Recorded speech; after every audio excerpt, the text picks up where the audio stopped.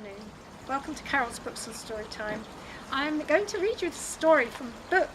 It's over 65 years old, and I've had it throughout the years, and I absolutely love it. It's got true stories. It's full of true stories, and this one's called The Fountain of Beauty. Now remember, this is a very, very old story, so I'm not going to change the names, and girls' names in those days were quite old-fashioned. The Fountain of Beauty. If only I didn't look so dreadfully plain, said Nora to herself, peering into her looking glass for the 20th time that afternoon. Oh, if only I looked like Phyllis or Jacqueline. They have such pretty faces. It isn't fair that I should always have to carry about a face like this. You needn't, said a voice. Nora started. Surely nobody had been listening to this very private and personal conversation with her mirror. But somebody had. She turned round and found her mother standing beside her. "Mama," she exclaimed, "I didn't know you were watching me." "I thought not," said Mama, "but I'm glad I was. I'm pleased you want to change your face. I think you can make it much more beautiful than it already is." "Can I?" asked Nora, her face lighting up. "But how? Some of the girls at school have told me that you have to get a special kind of paint for your lips and powder for your cheeks and—" "Oh dear, no," cried Mother, laughing. "Those things don't make beauty, they spoil it. I know a much better way." "Do you really? Please tell me. Is it something I can do?" "Yes, of course," Mother said. "Tell me then," urged Nora. "I would so like to have a really pretty face like some of the other girls." "You may," said Mother. "Come, let's sit down in the front room and I will tell you."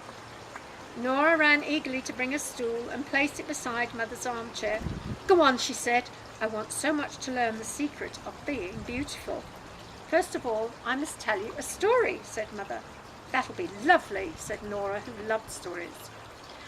"Well then, once upon a time," began Mother, because all good stories start with once upon a time, "there was a little girl with a very plain face."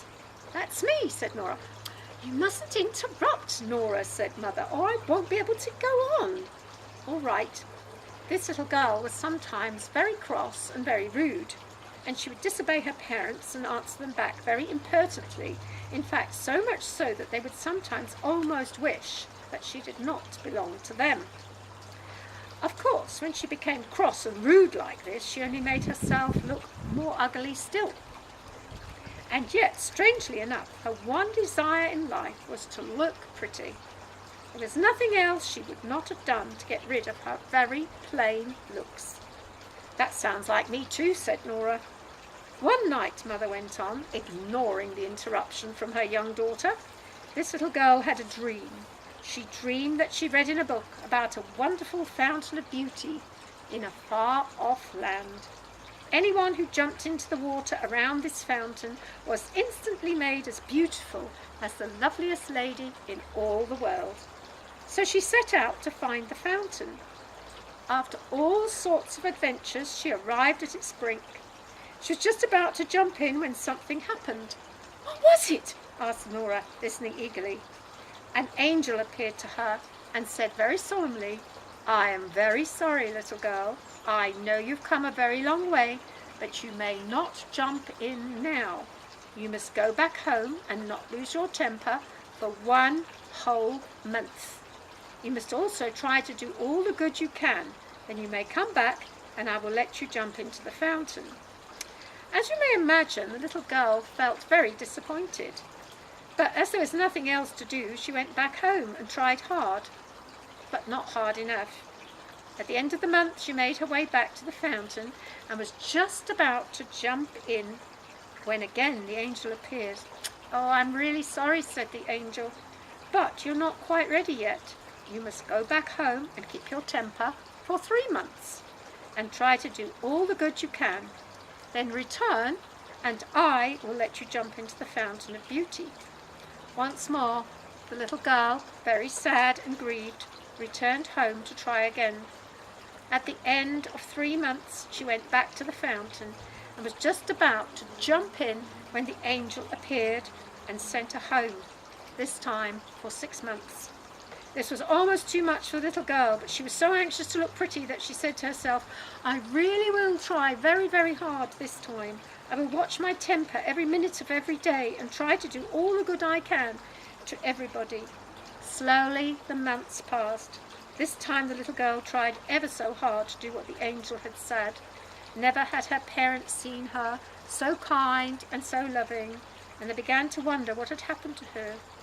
At last the 6 months were up, and the little girl made her way back to the fountain. This time she waited for the angel, but none appeared.